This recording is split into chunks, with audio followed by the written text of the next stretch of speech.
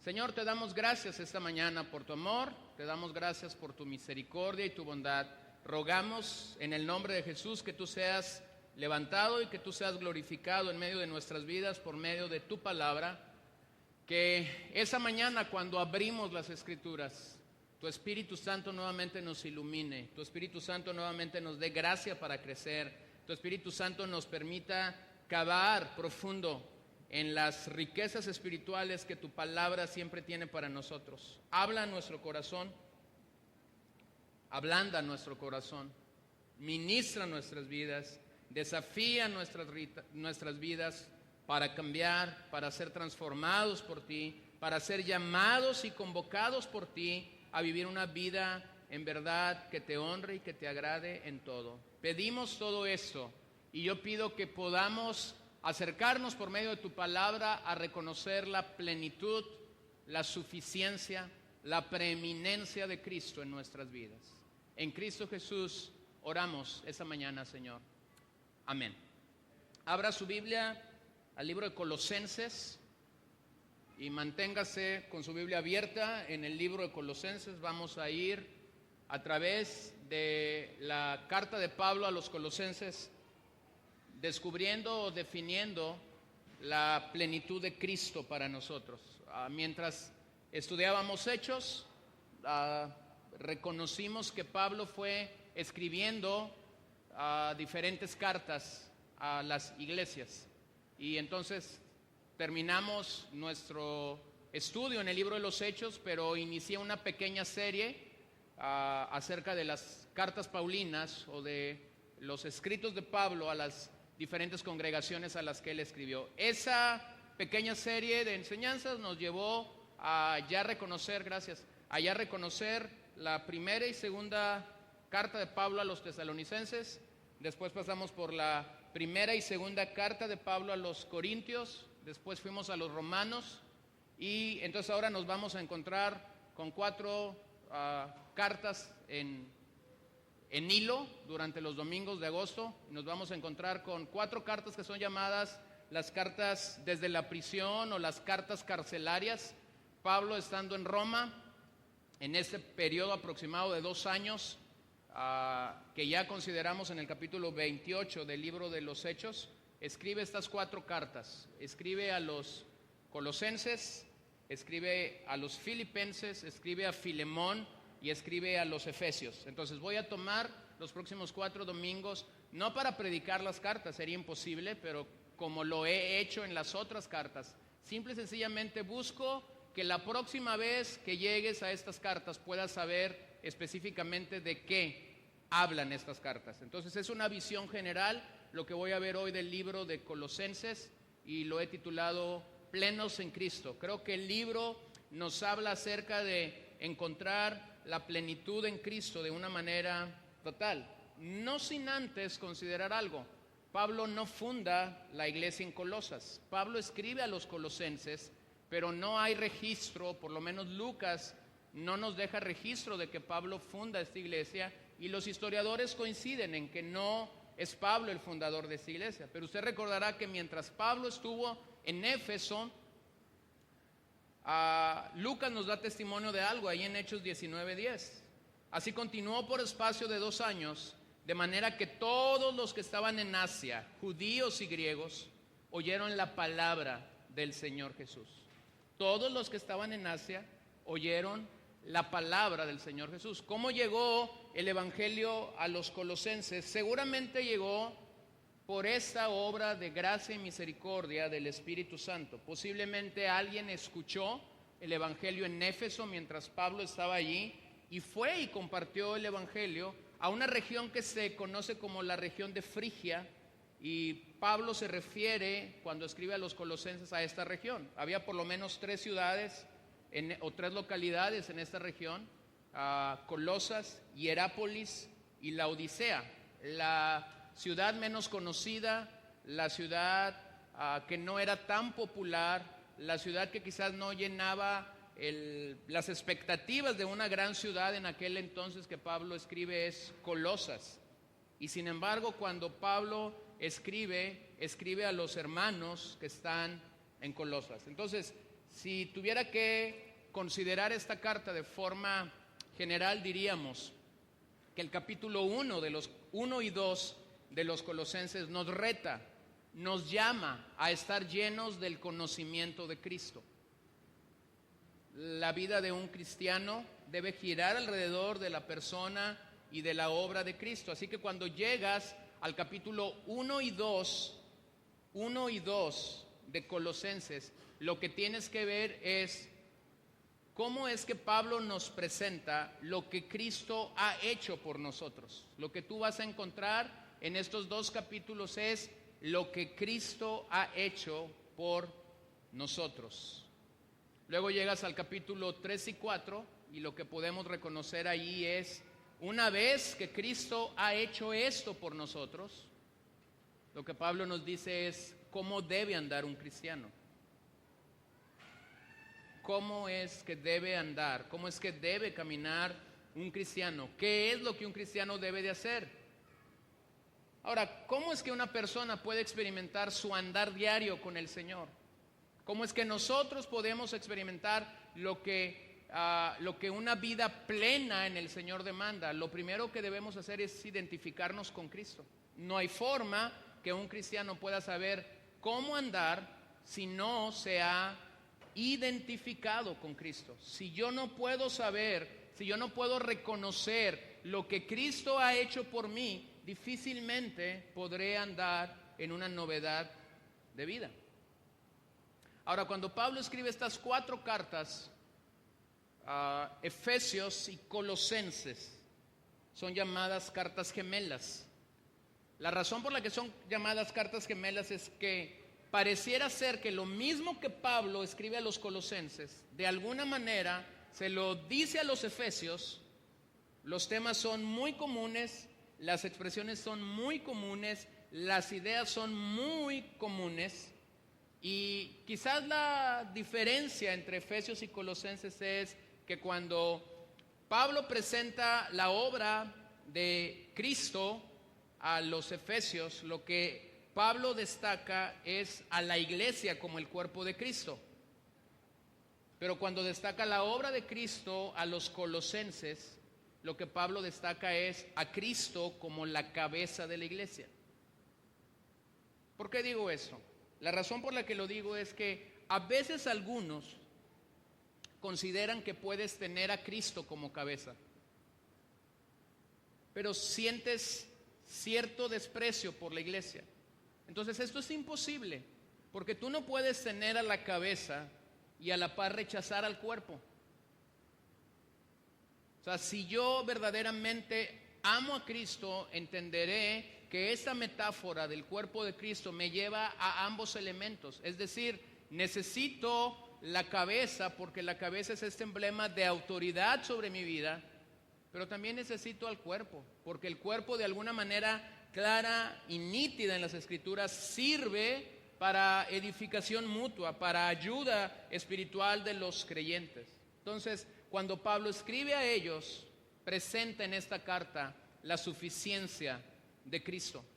Pablo expresa a lo largo de la carta que Cristo es supremo, que Cristo es suficiente, y por esta razón lo que nosotros tenemos que hacer es encontrarnos e identificarnos con Cristo a lo largo de los 4 capítulos de la carta a los Colosenses. ¿Qué era el problema que había en Colosas? ¿Qué es lo que estaba sucediendo en Colosas? Al parecer, Cristo estaba siendo proclamado, estaba siendo anunciado, estaba siendo predicado, pero visto solo como una parte de la revelación de Dios, pero visto solo como una parte del plan redentor de Dios. Y entonces los colosenses, por esta razón los colosenses fueron terreno fresco, terreno preparado para que un sinnúmero de herejías vinieran a donde ellos estaban. Es decir, al no considerar que Cristo era todo, en todo, es que ellos estuvieron abiertos para recibir otro tipo de revelaciones, otro tipo de idea. De tal manera que cuando Pablo se introduce a esta carta puede levantar su voz y puede decir: quien tiene a Cristo tiene toda la plenitud de Dios. Hermanos, Somos desafiados por las Escrituras a reconocer esto. Quien tiene a Cristo tiene toda la plenitud de Dios. Es decir, no te hace falta nada. Quizás la forma más poética, quizás la forma más maravillosa de expresarlo Pablo en esta carta, lo encuentras en el capítulo 1 del verso 15 al 20, en este himno maravilloso donde la preeminencia y la autoridad de Dios es glorificada de forma poética y de forma magistral, llegando a ser, Colosenses 1 del 15 al 20, una de las citas más profundas de toda la cristología en el Nuevo Testamento. De todo lo que el Nuevo Testamento dice acerca de la obra de Cristo, muchos nos quedaríamos con Colosenses 1 del 15 al 20 para magnificar y glorificar lo que Cristo ha hecho por nuestras vidas. Esa es la razón por la que Robertson llama a esta carta un retrato completo de Cristo. Un retrato completo de Cristo. Entonces, Colosenses es una carta cristológica principalmente. Es una carta que te muestra a Cristo desde que abres Colosenses, versículo 1, capítulo 1, versículo 1, hasta que terminas Colosenses en el capítulo 4. La carta nos habla de un Cristo preeminente, de un Cristo que encarnó. La carta nos habla de su señorío sobre toda la creación, de su liderazgo firme y estable sobre la iglesia y de su autoridad plena para reconciliar a un pecador con el Padre. Cristo se muestra a lo largo de la carta como un agente de cambio. Cristo se muestra como nuestro libertador, como nuestra guía segura, y a la par Pablo nos invita a poner la mira solo en Él. Solo en Él. Mientras hacíamos este viaje, mi esposa iba en una línea con una de mis hijas y yo iba con otra de mis hijas en la otra línea, y rápidamente mi esposa comenzó a hablar con una chica que venía con ella. La vi platicar los primeros 50 minutos de esta charla. En algún momento tuvimos que hacer algún movimiento con las niñas y demás, y de forma intencional ella me puso a su lado en medio, y yo entendí que algo estaba pasando allí. Yo me siento y me introduce y me dice: mira, he platicado con esta chica y de algunas cosas y no tenemos nada en común. Y fue toda la introducción que me dio. Me dijo: ella ha leído la Biblia. Y entonces yo comienzo a dialogar con esta chica. Número 1, ella me dice: no creo en la creación, soy evolucionista. Entonces comienzo a hacer apologética desde este punto. Por gracia de Dios, cuando comienzo a llevar a esta chica a una esquinita, hablando de la evolución y del creacionismo, ataque número 2, ella me dice: soy atea. Y entonces le digo yo: mira, qué bueno que seas atea, gracias a Dios. Comienzo a hacer apologética acerca del ateísmo y de la fe cristiana, y entonces la llevo a una esquinita, y cuando ella está en esa esquinita, entonces ella me dice: soy bisexual. Y entonces yo le digo: ni evolucionista, ni atea, ni bisexual. Este es un estuche de monerías, ¿no? Cuando encuentras plenitud en Cristo, puedes darte cuenta de algo simple y sencillo. La gente está buscando en 1000 cosas, en 1000 tonterías en nuestros días, pero cuando tú encuentras plenitud en Cristo, lo que tú entiendes es la búsqueda de todo aquello que está lejos o está fuera de Cristo. Jamás dará plenitud completa a la vida de una persona. Jamás dará plenitud completa a la vida de una persona. Observemos en la carta lo que Pablo dijo, Colosenses capítulo 1, versículos 1 y 2. Consideremos ahí las primeras palabras del apóstol. Pablo, apóstol de Jesucristo, por la voluntad de Dios, y el hermano Timoteo, a los santos y fieles hermanos en Cristo que están en Colosas, gracia y paz sean a vosotros, de Dios nuestro Padre y del Señor Jesucristo. Una de las primeras cosas que reconocemos es que la doctrina de Cristo nos recuerda lo deficientes que somos para entender su obra entre nosotros. Somos tan deficientes para entender la obra de Cristo en nuestras vidas. Pero gracias a Dios tenemos una carta como la que Pablo nos deja aquí. La razón es que mientras nosotros conocemos, mientras nosotros vamos y cavamos en esta carta, encontramos a Cristo en todo su esplendor y en toda su riqueza. Y hermanos, si nosotros no fuésemos hacia allá, si nosotros no reconociéramos la obra de Cristo, la obra de nuestro Salvador, rápidamente llegaríamos a entender algo. Si no podemos amar al Cristo de la Biblia, si no podemos amar al Cristo de las Escrituras, rápidamente nos encontraremos fracasando en todo lo demás. Mira, el ministerio de Pablo fue tan bendecido porque mientras él estaba en Roma, pudo alcanzar a muchos otros gentiles, judíos, griegos en otras latitudes de la tierra, que a pesar que sus piernas no estaban andando por estas ciudades y estas regiones, sus escritos y su influencia en el ministerio sí estaba llegando. Ahora, ve lo primero que él dice de sí mismo. Pablo, apóstol ¿de quién? De Jesucristo. No dice ahí apóstol de cierta o cual religión, no dice allí apóstol de cierta o cual grupo o de cierto y cual secta. No, él no está identificado en este momento con un credo, con un dogma. Él está identificado con aquel que lo llamó, con Jesucristo. Nosotros sabemos por la lectura de Hechos 9 que Pablo no estaba buscando a Cristo. Pablo estaba buscando matar cristianos. Y sin embargo, Cristo sale al encuentro camino a Damasco, lo salva, lo llama al ministerio. Y entonces cuando Pablo se identifica o se muestra a esta iglesia, dice apóstol de Jesucristo. Él no solamente era un mensajero, sino que verdaderamente él estaba representando a quien lo envió en este escrito a los colosenses. Lo que Pablo está diciéndonos cuando se presenta como apóstol de Jesucristo es que él como persona no tiene mucho que decir, pero como representante de Cristo tiene mucho que decir por cuanto está comunicando la palabra de Dios. Observe lo segundo que dice: este llamamiento no había sido por la voluntad de Pablo. Ese llamamiento había sido por la voluntad ¿de quién? ¿De quién? De Dios.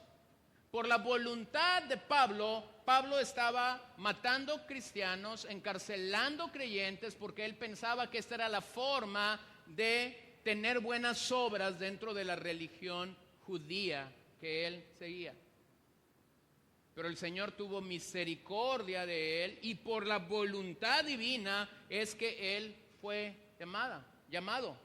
Ese es el retrato de todo pecador. No hay ni un solo pecador que pueda decir yo estaba buscando al Señor. Estábamos muertos en nuestros delitos y en nuestros pecados, y un muerto no puede buscar a Dios.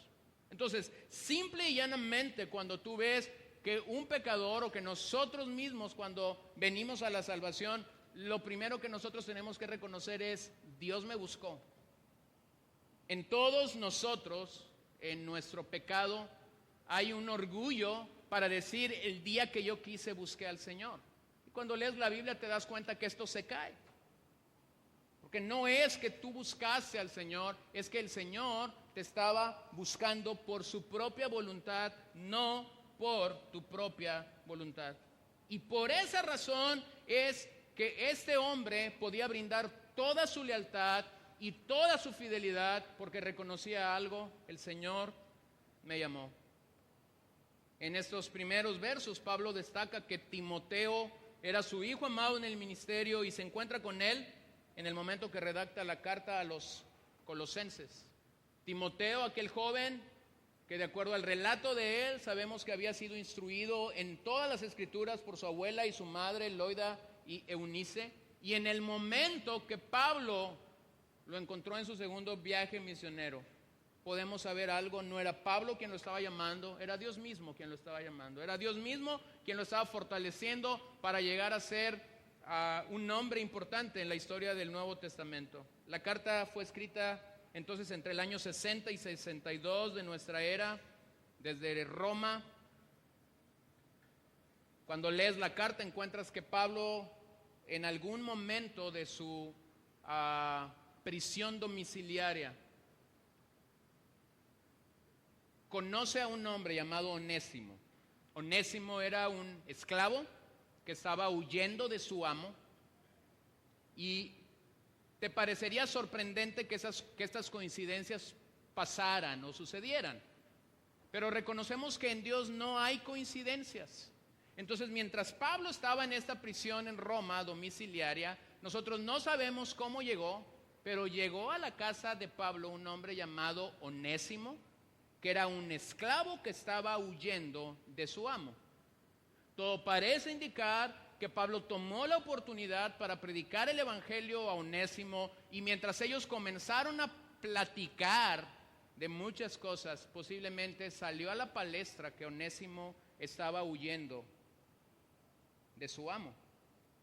Pero no sabemos en qué momento un hombre llamado Epafras llega a esa misma prisión domiciliaria de Pablo en Roma, y resulta que Epafras era de Colosas, y la carta nos permite reconocer que Epafras, si no fue el fundador de la iglesia en Colosas, sí era el pastor actual de la iglesia en Colosas.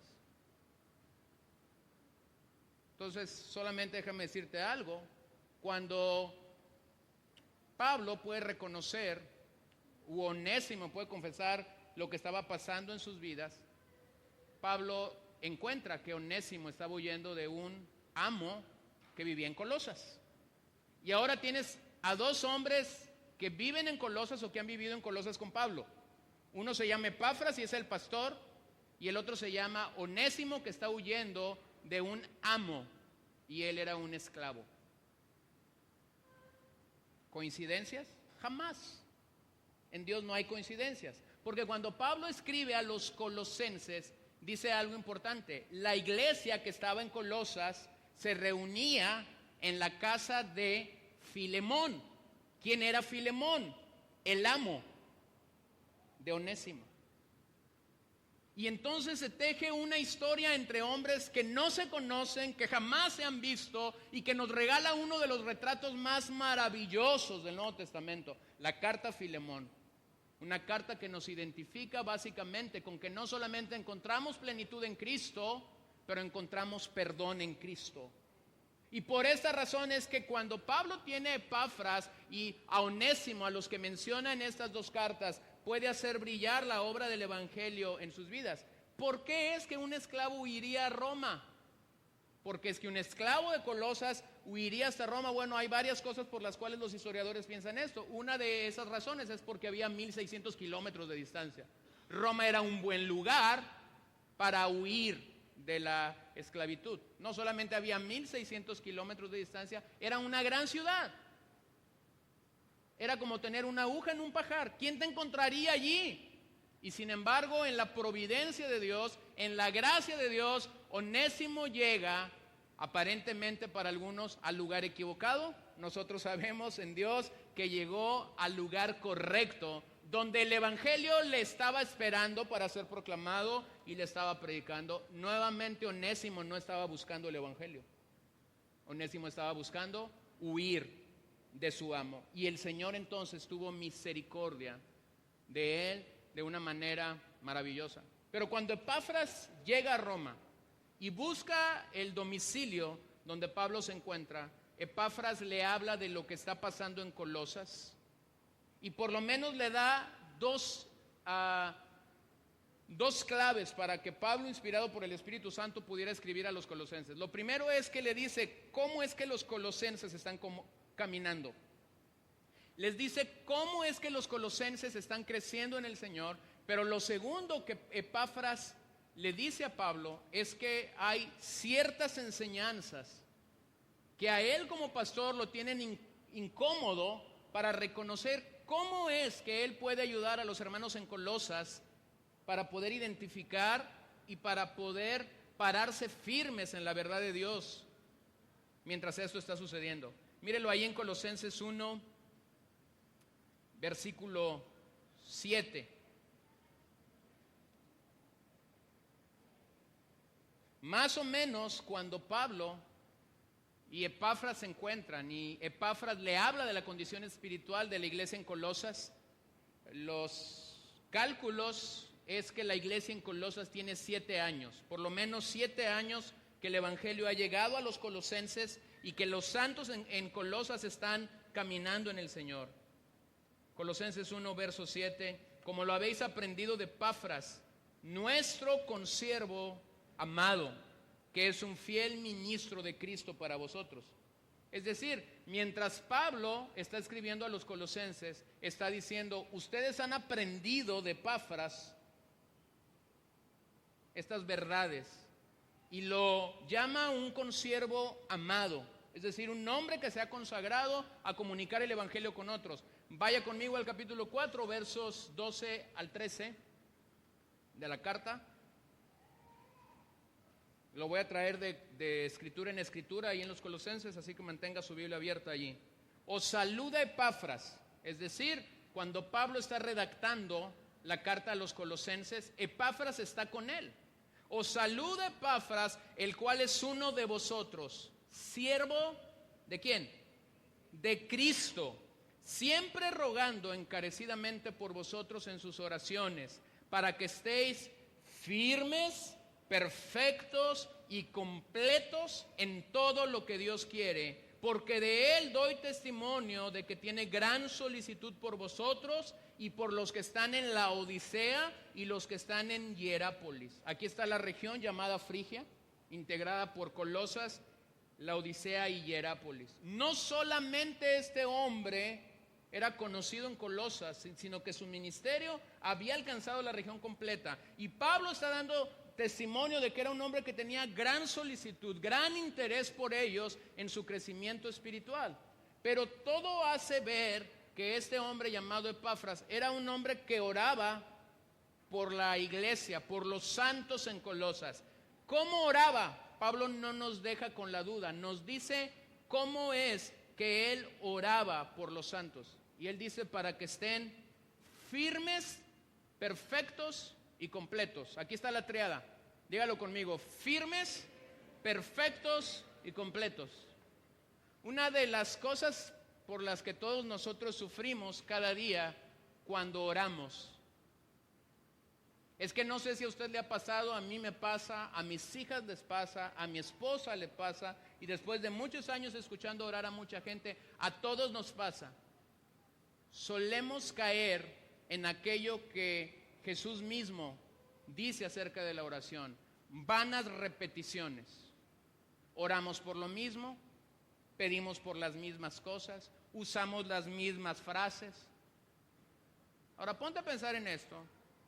Cuando nosotros queremos tener comunión con otra persona, y si siempre que tuviésemos comunión con esa persona dijéramos lo mismo, contáramos los mismos chistes, contáramos las mismas anécdotas, ¿cómo te parecería esa comunión? Tediosa, ¿no es cierto? Aburrida, difícil de sobrellevar. Y sin embargo, muchos de nosotros caemos en el mismo error con Dios. Dios, te doy gracias, más o menos, porque tus misericordias fueron nuevas esta mañana. ¿Qué bíblico? Sí, es bíblico. O lo dices el lunes, el martes, el miércoles, lo dices en el 2010, en el 2011, en el 13, en el 14. Y es como si nuestra oración fuese una pausa y play, y Dios supiera exactamente lo que tú y yo vamos a decir. Ahora, aquí hay una forma en la que puedes orar por ti y por otros creyentes, para que estemos firmes. ¿Crees que es una oración válida? Para que seamos perfectos. ¿Crees que es válido orar por esto? ¿Por nosotros y por otros creyentes? ¿Sí? Tercero, para que estemos completos en todo lo que Dios quiere. Entonces, ya tienes una forma de orar el día de mañana. Si nunca oras por firmeza espiritual, si nunca oras por perfección espiritual, si nunca oras para estar completo en todo lo que Dios demanda, aquí tienes 3 cosas con las que puedes intentar orar el día de mañana. ¿Te das cuenta? Tomas la Biblia y entonces partes de la Biblia para decir, Señor, necesito ser firme. Mis hermanos en la iglesia necesitan estar firmes. No más no te vayas mucho, porque es fácil orar por nosotros pidiendo firmeza, pero cuando queremos orar por otros, sí, Señor, y ese que es mentiroso, y ese que es chismoso, no, tampoco. Primero reconocemos que nosotros necesitamos firmeza. Entonces, aquí tienes una manera clara de acercarte a Dios a través de la oración. Y Pablo está reconociendo que este hombre llamado Epafras era alguien interesado para orar por otros creyentes allí en la región de Frigia. Vean cómo es que Pablo se refiere a los cristianos de Colosas: santos y fieles hermanos en Cristo. No es que en la iglesia de Colosas hubiera dos equipos y a uno los llamáramos los santos y a otros les llamáramos los fieles. En el original se sugiere que santos y fieles son las mismas personas. Santo es alguien apartado o separado del pecado y consagrado para Dios. Y fieles, de la palabra pistis, significa alguien que tuvo fe para creer el mensaje del Evangelio. Fidelidad al mensaje del Evangelio. Y cuando Pablo los saluda, les dice: gracia y paz sean a vosotros. Una manera tradicional en sus cartas de saludar a los creyentes. Ahora, pasemos al problema que la carta nos presenta. En el capítulo 2 nosotros encontramos una serie de enseñanzas que Pablo contradice a lo que vamos a llamar esta mañana la herejía de Colosas. La herejía de Colosas. Lo que estaba mortificando a Epafras, que lo hizo salir de su casa para ir a Roma en la búsqueda de respuestas de Pablo. Dando la ocasión entonces para que Pablo tuviera la oportunidad de escribir a los colosenses por causa de estas falsas enseñanzas. Y tenemos que reconocer algo: al igual que aquel día en Colosas, cada era y cada época de la iglesia ha tenido todo tipo de herejía. Y todo tipo de herejía, llámese como se llame, no voy a usar una en particular, pero todo tipo de herejía, desde que Pablo escribió a los colosenses, tiene como propósito principal algo: buscar tener algo más que a Jesucristo. Algunos buscan más gozo, otros buscan dinero, otros buscan éxito, otros buscan que la iglesia se multiplique, otros buscan ser más conocidos, otros buscan ser dueño de un avión privado, ¿se dan cuenta? Pudiéramos ponerle calificativo a estas herejías, pero tendríamos que entender algo: toda herejía a lo largo y ancho de las Escrituras y a lo largo y ancho de la historia de la iglesia tiene como propósito sustituir a Cristo por algo. Por algo.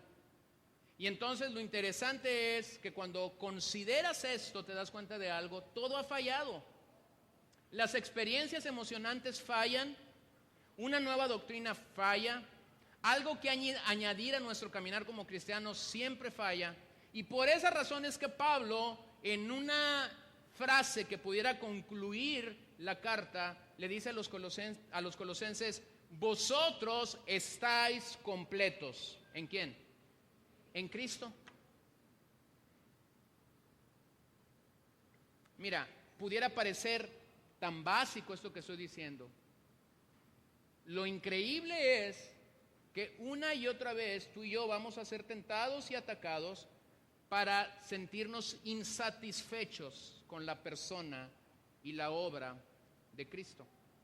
De esta manera, Pablo reconoce 3 advertencias en el capítulo 2. Capítulo 2, verso 4, le dice a los colosenses: que nadie os engañe, que nadie os engañe. Lo segundo que Pablo dice en ese capítulo 2, verso 8 es: que nadie los cautive. Y ahí mismo, pero en el verso 16, Pablo dice a los colosenses: nadie os juzgue.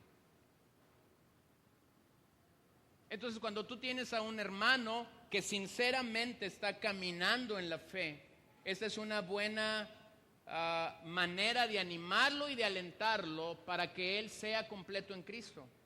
Que nadie os engañe, que nadie os cautive, que nadie los juzgue.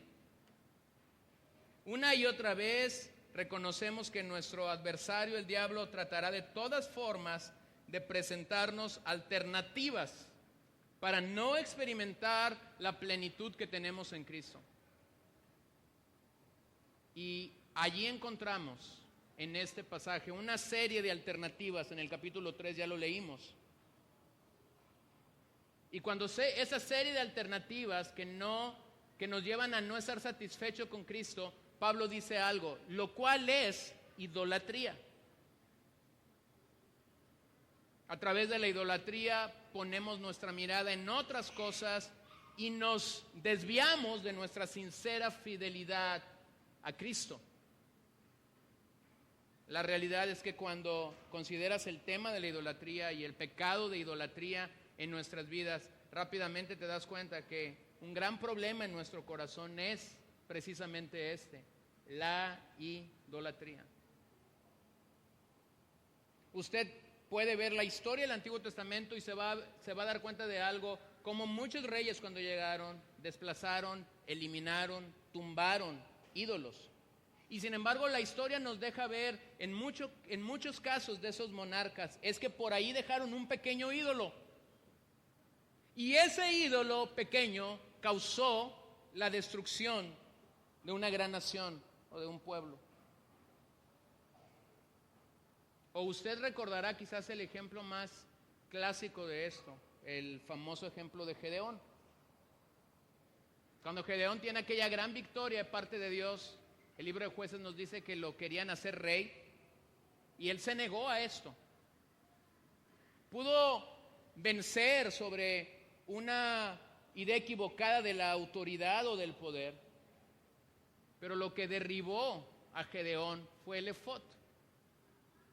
Cuando él tuvo su efod, la gente se empezó a inclinar ante este efod como si fuera un ídolo, y entonces aunque él no tuvo el poder que la gente le quería dar, llevó al pueblo a idolatría.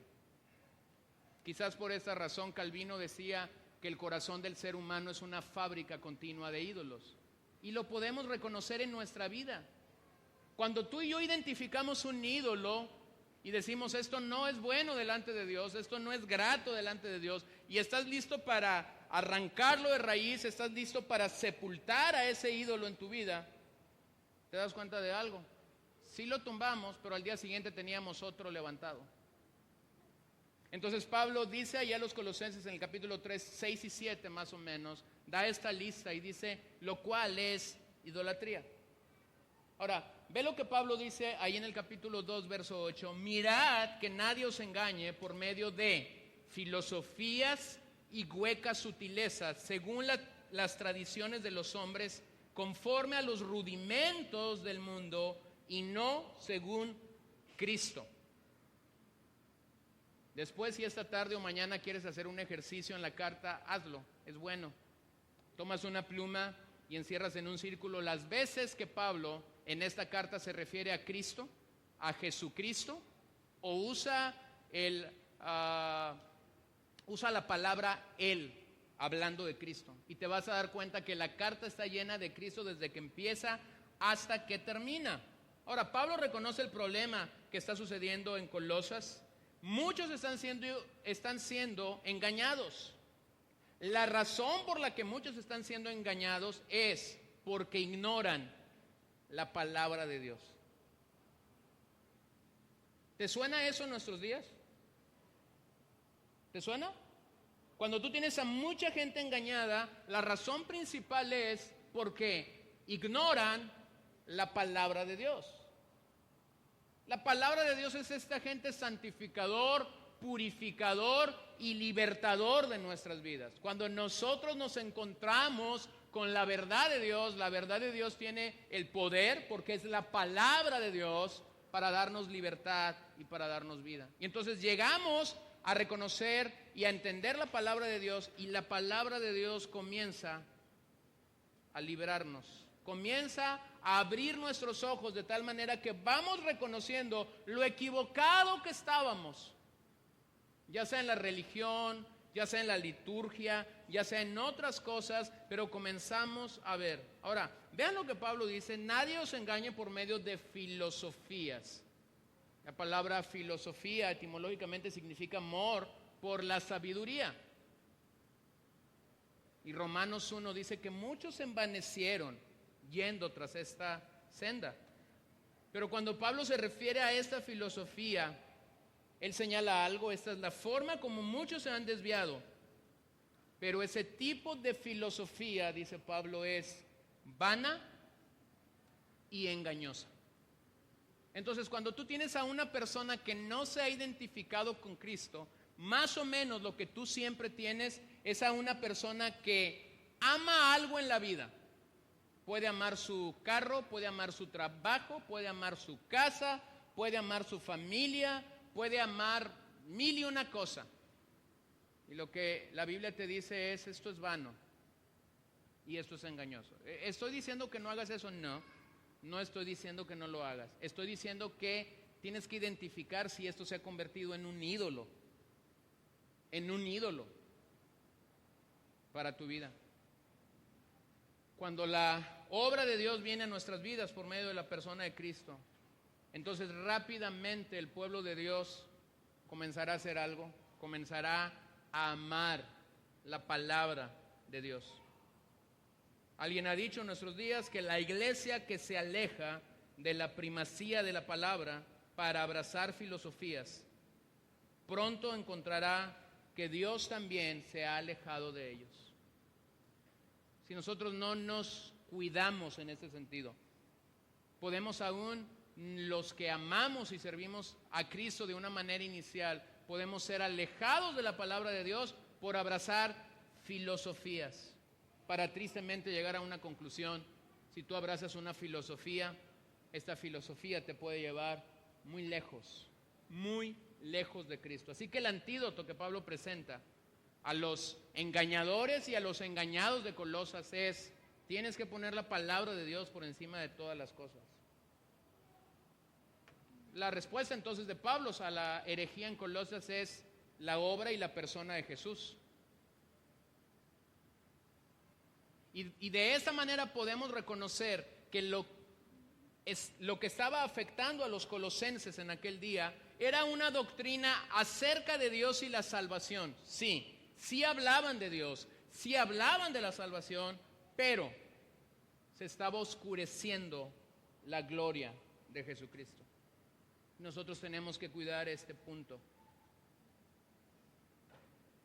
Los falsos maestros presentaron en Colosas un misticismo con una fuerte influencia del judaísmo helenizado, un marcado interés por los ángeles, un marcado interés por los días especiales, un marcado interés por la circuncisión como medio para ser salvos, y un tipo de conocimiento para los iniciados que siempre te lleva a niveles espirituales distintos. Enseñaban una escala de estados espirituales por los cuales el hombre ascendía a Dios. Y lo que Pablo hace en esta carta es decir a cada una de estas cosas: no. Estos maestros en Colosas estaban enseñando que Dios es bueno, pero la materia es mala, que Jesucristo era meramente parte de una serie de emanaciones descendiendo de Dios y siendo menos que Dios. Creencia que los llevó a negar su verdadera humanidad. Y todo eso, hermanos, estaba por encima de las Escrituras en aquel día y está por encima de las Escrituras el día de hoy.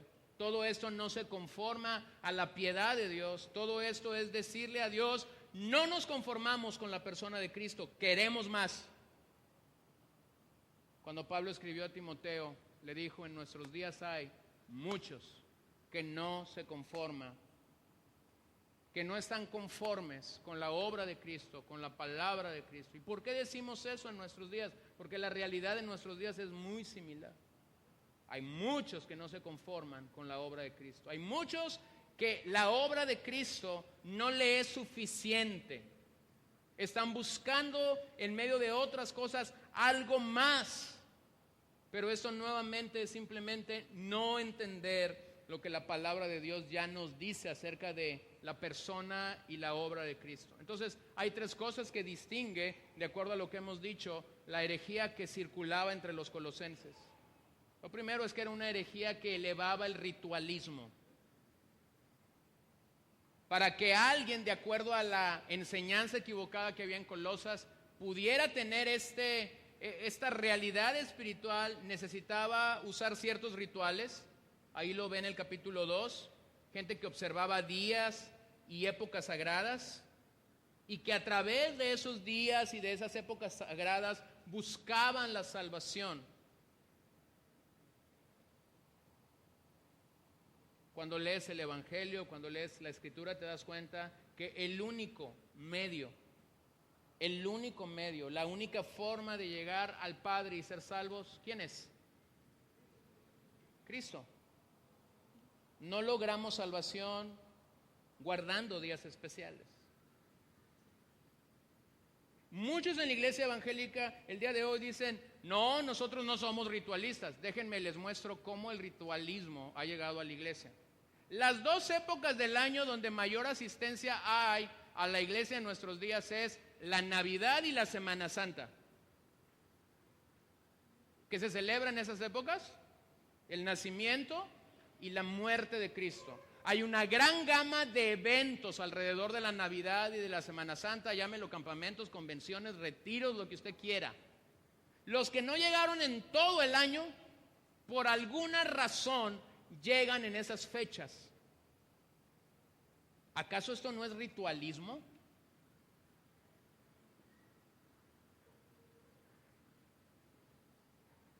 No digan amén, nada más evalúen su corazón.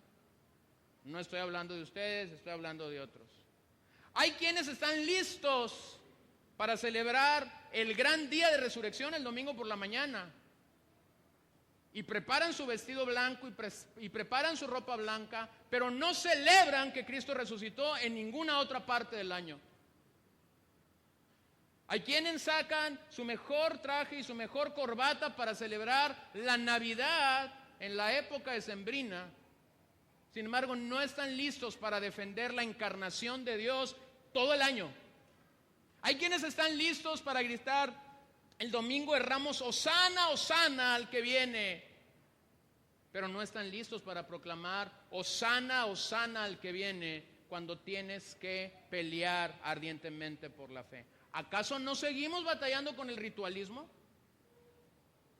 No, sí seguimos batallando. Solo que cuando vemos estas cosas pasando en las Escrituras decimos, ese era un problema del primer siglo. No, este es un problema en nuestros días porque el ritualismo rápidamente nos lleva a una religión de obras. Tengo que hacer esto porque esta es la manera como agrado a Dios. Lo segundo es el ascetismo. No solamente había un problema con guardar días, sino había un problema con el ascetismo. Es decir, con el énfasis en dirigir la religión hacia el extremo de las reglas y de las restricciones, más que hacia la fe en Jesús.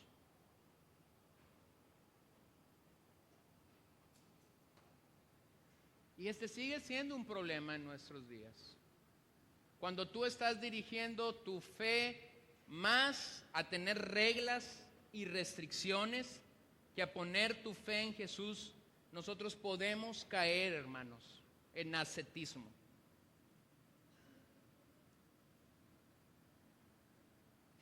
Te doy un ejemplo. Es como si yo leo una biografía de un hombre que fue a las misiones y en esa biografía ese hombre describe los dolores, las penumbras, las luchas por las que él pasaba y quizás pudiésemos pensar en un europeo yendo al África o al Asia y él está diciendo, mientras yo estaba en ese lugar, sufría de calor todo el día.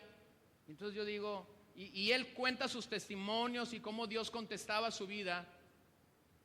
Entonces es como si yo digo en agosto, en esta época de los días más calientes del año, es como si yo digo, lo que Dios quiere de mí es que yo no prenda el aire durante todo el día y durante toda la noche, porque esa es una mejor manera de agradar a Dios. Eso es ascetismo. ¿Estás queriendo llevar algo al extremo? Si lo quieres hacer, que Dios te bendiga. Estoy listo para predicar en tu funeral.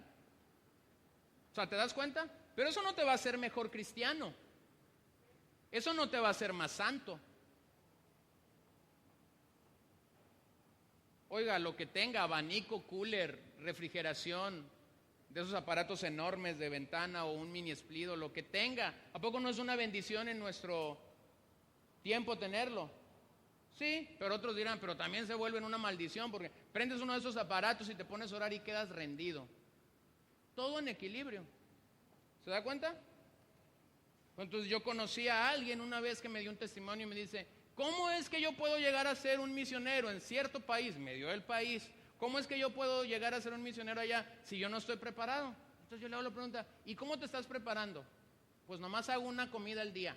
Sí se le notaba que estaba más flaco. Segundo, me dijo, no prendo ningún aparato eléctrico que pueda darme placer a mi vida. Ascetismo. Lo puedes hacer, sí, pero eso no te va a hacer ser más como Cristo. Entonces aquí ya tienes dos cosas de la amalgama: el ritualismo, que te lleva a enfocarte en épocas, en días, en rituales, en sistemas, y luego el ascetismo, que se enfoca más en lo externo, en el esfuerzo humano. Y la santidad, cuando lo logras entender en la Escritura, es contrario. La santidad no es de afuera hacia adentro, la santidad es de adentro hacia afuera. Cuando una persona comienza a aborrecer el pecado, cuando una persona comienza a querer agradar a Dios, no fue porque pasó primero afuera, sino porque está pasando adentro de nuestras vidas, mostrando un genuino arrepentimiento. Y esa es la forma como Dios obra. Lo tercero que Pablo nos deja ver en la carta, no solamente ritualismo, no solamente ascetismo, sino también misticismo. La herejía en Colosas era mística. Los colosenses comenzaron a hablar más de revelaciones y de visiones, de ser iluminados. Comenzaron a ver ángeles, de acuerdo al capítulo 2. Y siempre que tú tienes una fe mística, te vas a encontrar con cosas contrarias a las Escrituras. Te vas a encontrar que la gente tiene visiones, tiene sueños, tiene iluminaciones, siempre está sacando cuentas de donde tú crees que no debes de sacar. El misticismo, hermanos, es tremendo porque nos desvía de la palabra de Dios de una manera rotunda, total. Como aquel predicador que yo les he contado que insistentemente me decía, ¿y tú qué sientes cuando vas a predicar? Porque cuando yo sé, dice, que el mensaje va a estar bueno, yo siento un calor que me entra por la mano derecha y me va avanzando, me va avanzando, me va avanzando. Y cuando me sale por la izquierda, quiere decir que ya debo terminar de predicar.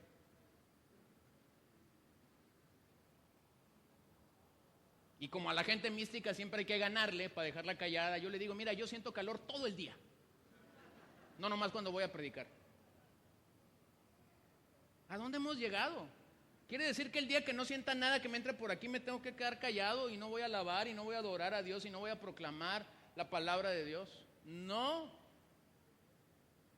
Sin embargo, el misticismo ha llegado a imperar aún en la fe cristiana, de tal forma que muchos mensajes de día domingo no empiezan con esta frase, abra su Biblia a tal libro, a tal capítulo y a tal versículo. Muchos mensajes empiezan así, anoche soñé. En la semana tuve una visión.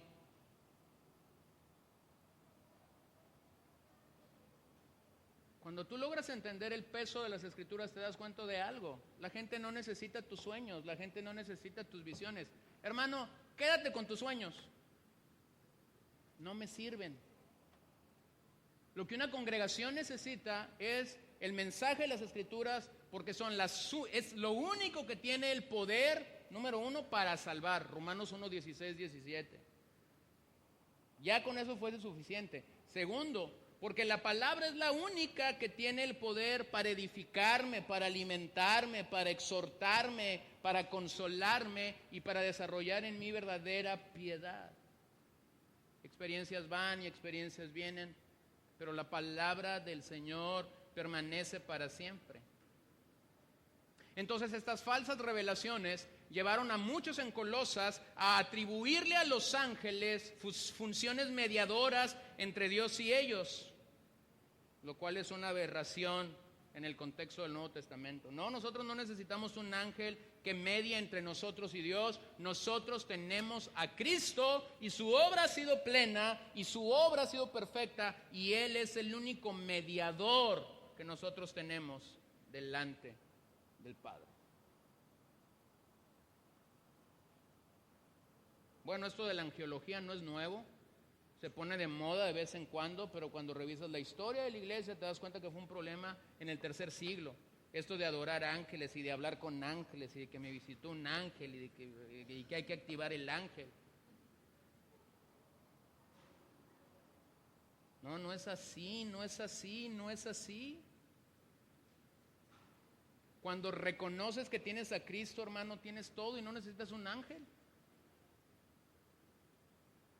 O no vayan a estar como aquella pobre creyente, o vaya usted a saber si era creyente o no era creyente, que estaba sentada siempre en una silla, porque el pastor le había dicho que había tenido una visión y que en esa silla iba a llegar el ángel que iba a activar su ministerio. Pobre. Porque yo no necesito que ningún ángel venga a activarme nada. Cuando yo recibí a Cristo, yo lo recibí integralmente, totalito, completo. Yo no necesito esperar nada. Entonces, cuidémonos de no ser engañados, cuidémonos de no ser seducidos, y porque todo esto desvía nuestro corazón de Jesús. Entonces, la herejía ahí en Colosas había mezclado judaísmo, paganismo y cristianismo. Y esta es la misma manera como la herejía siempre camina y siempre abunda en cualquier movimiento pagano, no cristiano, en cualquier pseudocorriente teológica, no bíblica, que surge de vez en vez. El misticismo entonces es una búsqueda de una experiencia subjetiva. Pero la fe no es subjetiva, la fe es objetiva. Tenemos la palabra de Dios. Y podemos afirmar que cuando un creyente cree por la obra y la misericordia del Señor, el intelecto no está peleado con nuestra salvación. Poner el énfasis en el misticismo es poner un énfasis en la iluminación interior que se actualiza y se valora a sí mismo, pero se aleja de Cristo. Entonces observa, la conclusión de Pablo en el capítulo 2 es esta. Los colosenses no negaron a Cristo, no era el problema que lo estaban negando, pero sí lo destronaron. Es decir, comenzaron a poner a los ángeles por encima, al misticismo, al ascetismo, al ritualismo y a toda forma de iluminación que los llevara a una experiencia más allá de Cristo.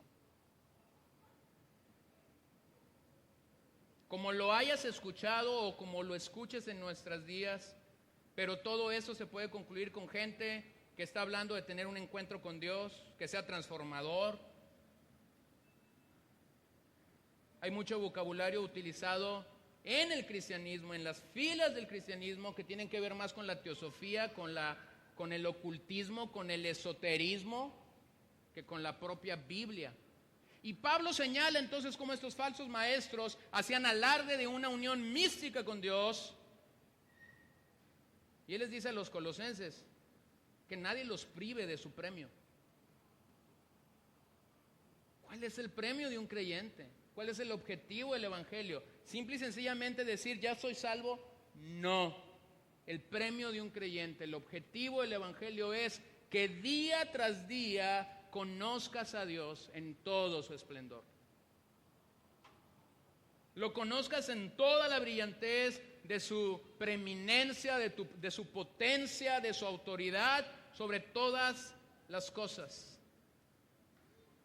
De la misma manera que los falsos maestros de Colosas se basaban en una teología de visiones, sueños y la famosa frase de nuestros días, Dios me habló. Esta es la plataforma para mucha falsa enseñanza en nuestros días. Y ya que tienes esa visión o ya que tienes ese sueño, entonces hay que acomodarle un texto que más o menos se acomode. ¿Qué tengo que decir? Que básicamente los falsos maestros eran una amenaza para la iglesia en Colosas, pero siguen siendo una amenaza para la iglesia en nuestros días. Un falso maestro siempre te llevará a apartar tu vista de Cristo y poner tu vista en una experiencia, en una visión o en una criatura. Para muchos, visiones y manifestaciones parecen ser primordiales y aún estar por encima de la palabra. Esto es dar un salto de las verdades objetivas de las Escrituras para abrirnos a lo subjetivo. Y Pablo da respuesta a eso en el capítulo 3 cuando dice: pongamos la vista en las cosas de arriba, pongamos la vista en la persona y en la obra de Jesucristo. Pablo no cayó, él levantó su voz contra el engaño. Por esta razón presenta a Jesús como superior a todo. Él es Señor, Él es Rey, Él es gobernador de todo y quien lo lleva todo y quien lo sostiene todo. Por esa razón Pablo puede declarar: Jesús es Dios, Jesús es el Creador, Jesús es el Salvador, Jesús es la única cabeza de su iglesia. Entonces se puede decir que la herejía en Colosenses había desplazado a Cristo de su preeminencia. Tenemos que cuidarnos, tenemos que mirar para no ceder al engaño en nuestros días.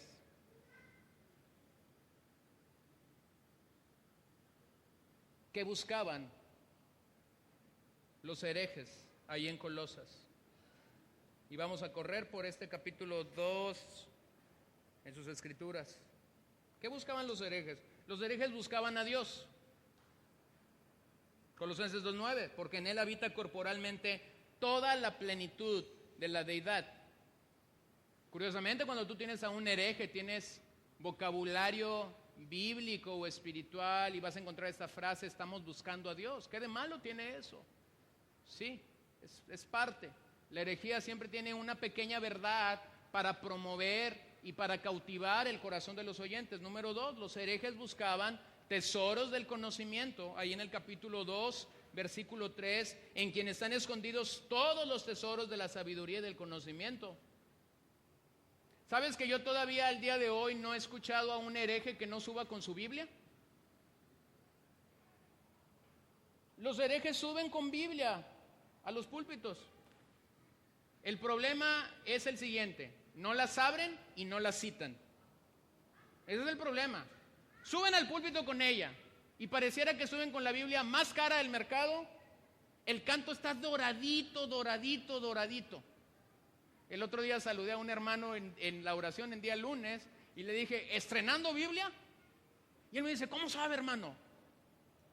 Se nota una Biblia nueva, ¿no? El canto está doradito. Pero entonces me encantó lo que él me dijo. Sí, dice, es que la otra ya estaba deshecha. Estaba toda rayada. Ya la había cosido 2 o 3 veces. Y ahora traía su Biblia nueva con su canto dorado. Así son los herejes. Suben con Biblias muy bonitas, con Biblias muy caras, para no abrirlas y para no exponer nunca lo que la Biblia dice. Cualquiera puede ser impresionado por eso. Lo tercero es que los herejes adoraban ángeles pensando que los ayudarían a alcanzar la salvación. Ahí en el capítulo 2 y verso 10, y vosotros estáis completos en Él, que es la cabeza de todo principado y de toda potestad. Estoy usando los pasajes claves, pero usted después puede seguir el bosquejo ahí, sobre todo el capítulo 2, que es donde estoy compartiendo. No hay otro mediador entre Dios y los hombres, solo Jesucristo. Los herejes practicaban el ascetismo y observaban días santos. Capítulo 2, verso 17. Todo lo cual es sombra de lo que ha de venir, pero el cuerpo es de Cristo. Había sombras que habían de venir. Aquí tienes lo que ellos estaban buscando y lo que ellos posiblemente estaban causando confusión en la vida de otros creyentes de Colosas. Entonces, el principal objetivo de la carta es que estemos completos en Cristo. Que estemos completos en Cristo.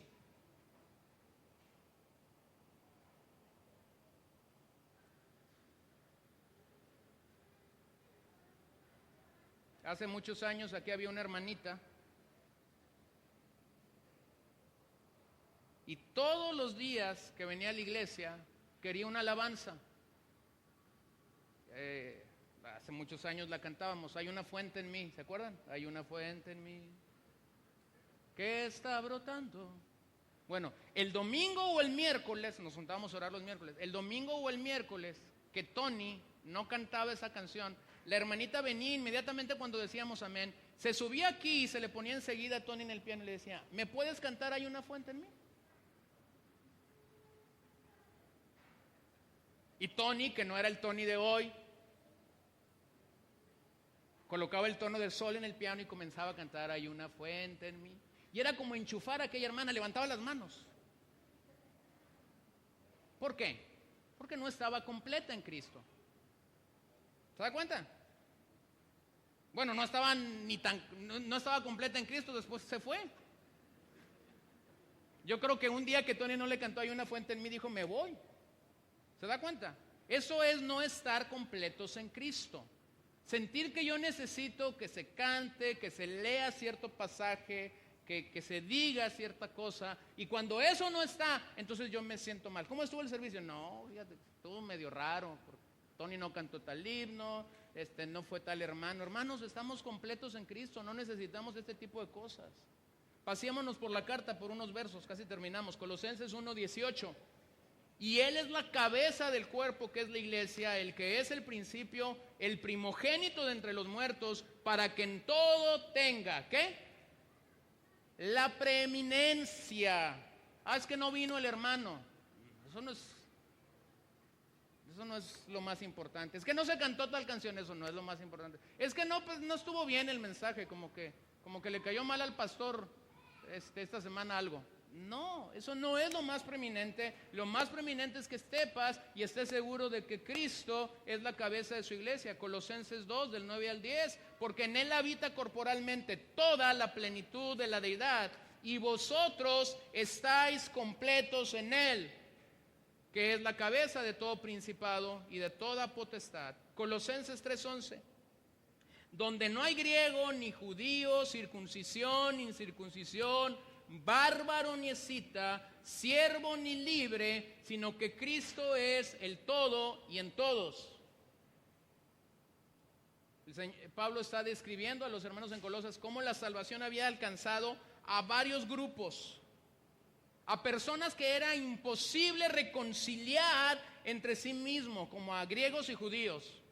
Pero la salvación alcanzó a ambos, como a los que eran de la circuncisión y de la incircuncisión, pero la salvación los alcanzó a ambos, como alcanzó a los bárbaros y a los escitas, a los libres y a los esclavos. ¿Por qué? Porque estamos en Cristo y Él es todo y en todos. Colosenses 1:23. Si en verdad permanecéis fundados y firmes en la fe y sin moveros de la esperanza del Evangelio, habéis oído, el cual se predica en toda la creación que está debajo del cielo, del cual yo, Pablo, fui hecho ministros. Si en verdad permanecéis fundados y firmes en la fe. ¿A quién tengo que ver para permanecer fundado y firme en la fe? Si yo comienzo a ver lo demás, yo voy a ser desviado. Pero si mi vista, mi corazón y mi sincera fidelidad está puesto en la persona y en la obra de Cristo, entonces yo voy a permanecer. Colosenses 3:3, porque habéis muerto y vuestra vida está, ¿cómo? Escondida con Cristo en Dios. Qué maravilloso es que no necesito nada externo, sino que yo puedo saber mi vida está escondida en Cristo Jesús. ¿Llueve o no llueva? ¿Haga calor o haga frío? Digo, porque algunos si amaneciste a las 7, yo dije, lloviendo, las 7 de la mañana.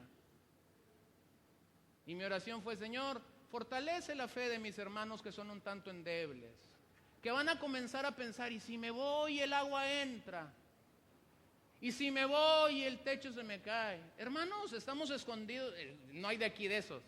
Algunos dicen, el pastor está hablando de mí a las 8:30 de la mañana. No, estamos escondidos en Cristo. Entonces, cuando estamos escondidos en Cristo, no necesitas algo externo. Ahora, como lo dije, tan solo es un bosquejo general, terminemos. La preeminencia de Cristo es citada por Pablo en el capítulo 1. O sea, en el capítulo 1 Pablo cita cómo esta preeminencia está sobre toda su creación. Él es la cabeza de la iglesia, su preeminencia está sobre todas las cosas. Y cuando tú y yo llegamos al capítulo 1, rápidamente encontramos de forma magistral lo que Pablo dice acerca de su preeminencia. La preeminencia del evangelio es la persona de Cristo. La preeminencia en la redención es la persona de Cristo. La preeminencia en la creación está en Cristo. La preeminencia en la iglesia está en Cristo. Y la preeminencia en el ministerio que se le había encomendado a Pablo está en Cristo. Pablo dice, esta es la forma como Cristo sigue siendo preeminente en nuestros corazones. En el capítulo 2 vemos cómo la preeminencia de Cristo está siendo defendida por Pablo.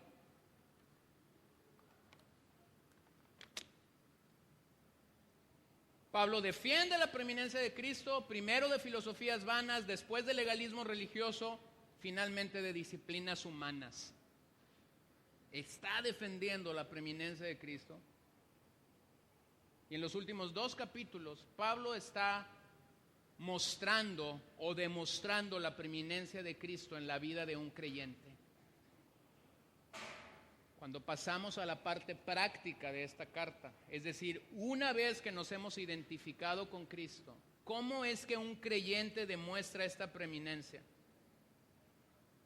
Una vida pura, en nuestra comunión con otros creyentes, en el hogar, en nuestro trabajo, en nuestro testimonio y en nuestro servicio cristiano. ¿Cómo un creyente puede decir verdaderamente Cristo es preeminente en mi vida? Aquí está la pauta. ¿Buscará conducirse de manera pura? ¿Buscará tener una comunión correcta con otros santos? ¿Buscará que su hogar pueda testificar de esa preeminencia de Cristo? ¿Buscará que su trabajo, en su vida laboral, él pueda proclamar y anunciar la obra de Cristo? Buscará que su testimonio sea adecuado y buscará servir a otros de manera adecuada. Cuando tienes esta carta delante de ti, cuando tienes estos 4 capítulos delante de ti, mi pregunta directa a tu corazón, a tu espíritu esta mañana es: ¿verdaderamente Cristo es suficiente para ti? ¿Verdaderamente Cristo llena tu vida de tal manera que te puedes identificar y poder decir, soy pleno en Cristo? ¿O sigues buscando en otras cosas algo más? Como ya leímos esta mañana, nuestras vidas se deben encontrar escondidas en Él y nadie más. Su presencia, su palabra deben ser suficientes para nosotros. En medio de una sociedad mística como la que vivimos, debemos afirmar que la fe en Jesús es objetiva. Debemos afirmar que un creyente que se ha identificado con Cristo puede mantenerse creyendo fiel y firmemente en su obra el día de hoy.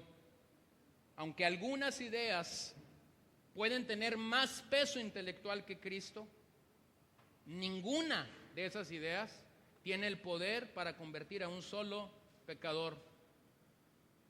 Cristo, de acuerdo a lo que Pablo dice en esta carta, Cristo es la imagen del Dios invisible. Él es el primogénito de toda la creación y Él es nuestro Señor y Rey.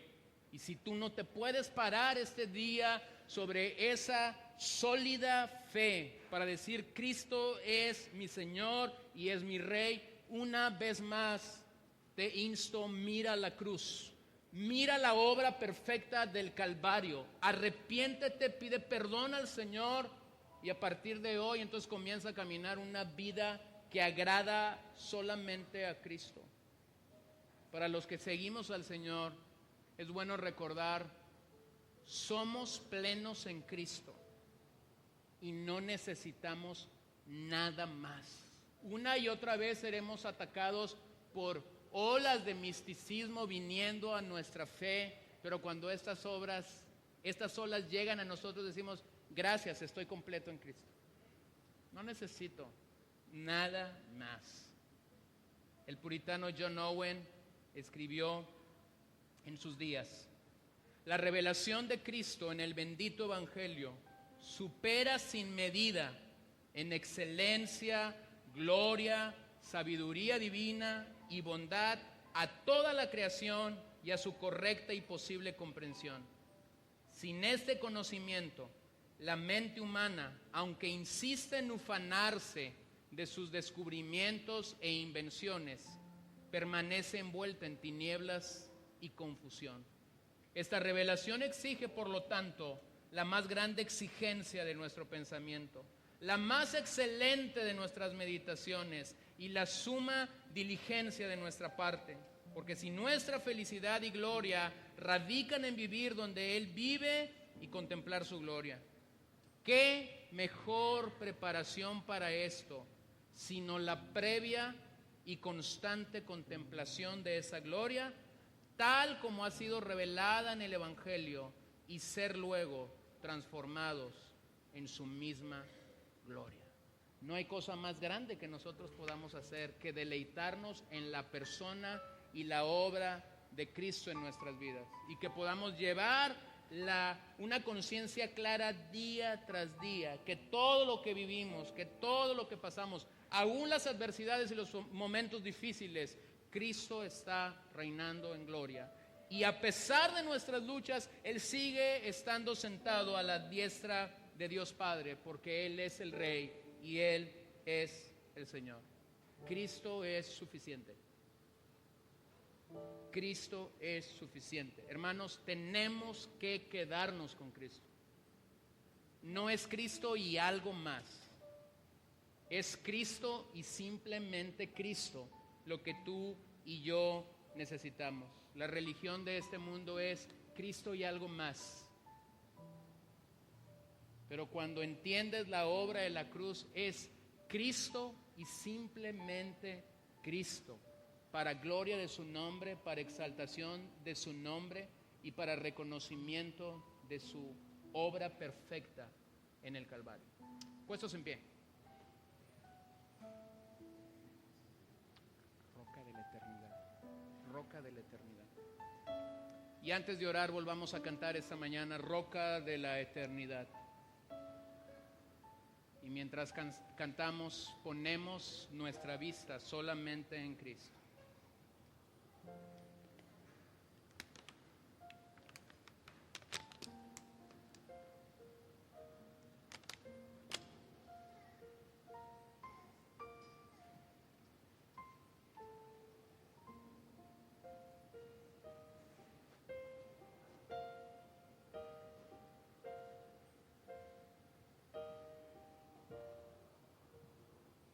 Roca de la eternidad, fuiste abierta tú por mí, se me escondes de lo fiel, solo encuentro paz en ti, vino limpio manantial, en el cual lavado fui.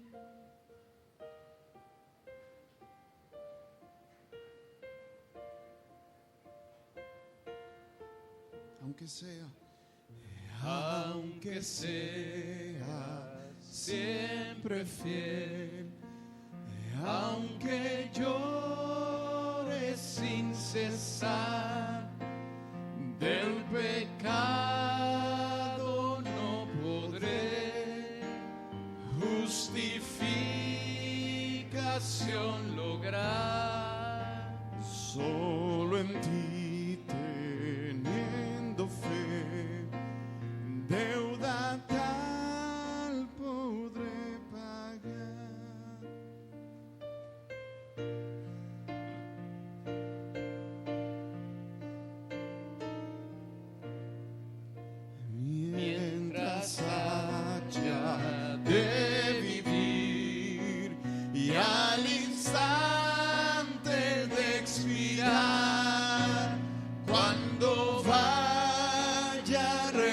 responder en tu augusto tribunal.